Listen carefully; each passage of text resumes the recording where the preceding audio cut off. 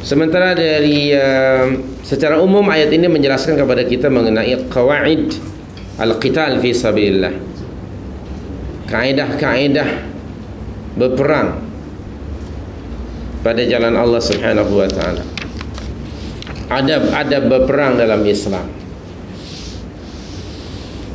Mengenai sebab turun ayat ini banyak riwayat. Salah satunya ialah apa yang diriwayatkan oleh Ibnu Abbas radhiyallahu anhuma, seperti mana telah ditakhrij oleh Al-Wahidi, bahawa ayat ini 190 ni sehinggalah ayat 195 ini turun semasa berlakunya peristiwa Sulhu Hudaybiyah, perjanjian Hudaybiyah, satu peristiwa yang terkenal dalam sirah Nabawiyah, yaitu pada tahun ke-6 Hijriyah, Rasulullah sallallahu alaihi wasallam bersama beberapa orang sahabatnya hendak menunaikan umrah. Keluarlah dari Madinah, sehingga sebelum masuk ke Makkah di Hudaybiyah dihalangi oleh musyrikin Makkah pada ketika itu, tidak boleh melakukan umrah. Lalu dibatalkanlah dan menyembelih hadiun yang dibawa, dan berlakulah perjanjian Hudaybiyah, di mana dalam perjanjian itu antara lain diizinkan Muhammad sallallahu alaihi wasallam dan para sahabatnya untuk menunaikan ibadah umrah pada tahun berikutnya. Tapi mereka, yakni Rasul dan para sahabat ni, tidak diberi masa kecuali hanya 3 hari saja berada di Makkah Al-Mukarramah. Dibatalkanlah pada ketika itu. Kemudian tahun ke-7 melakukan lagi umrah, disebut Umratul Qadha, untuk mengqadha umrah yang tak jadi pada tahun ke-6 Hijriah itu. Kemudian berlakulah sulhun, perjanjian atau perdamaian antara Rasulullah sallallahu alaihi wasallam dengan orang musyrikin Makkah pada masa itu. Kemudian dibimbangi pula peristiwa tahun lepas itu berulang. Ada kemungkinan orang-orang musyrikin Makkah ini mengkhianati perjanjian. Oleh itu, semasa Nabi SAW sedang membuat persediaan dengan para sahabatnya untuk menaikkan umrah pada tahun ke-7 Hijriah ini,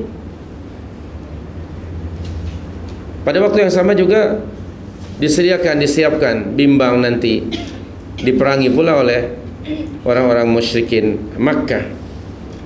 Dan itu berlaku pada Syahrul Haram, Dzulqa'dah. Dan bulan-bulan haram ini sejak zaman jahiliyah sudah diperakui sebagai Ashhurul Hurum, yaitu bulan-bulan yang sangat dihormati dan haram berperang. Ada 4 bulan ya.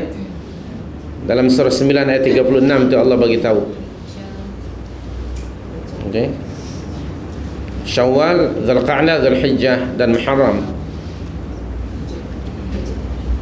Itu di dalam surah 9 ayat 36. A'udzu billahi minasyaitonir rajim.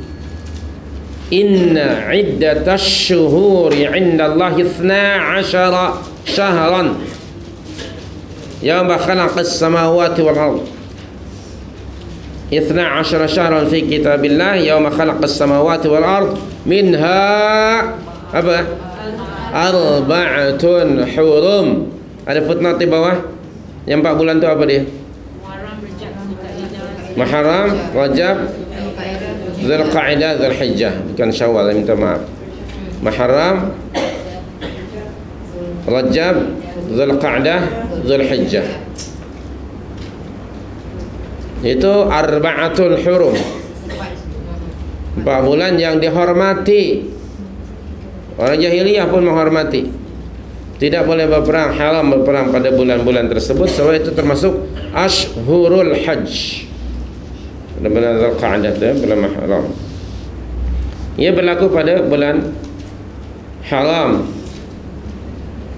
Sebagian sahabat keberatan untuk menunaikan umrah pada tahun itu, apalagi memerangi orang-orang musyrikin pada hari atau bulan-bulan haram.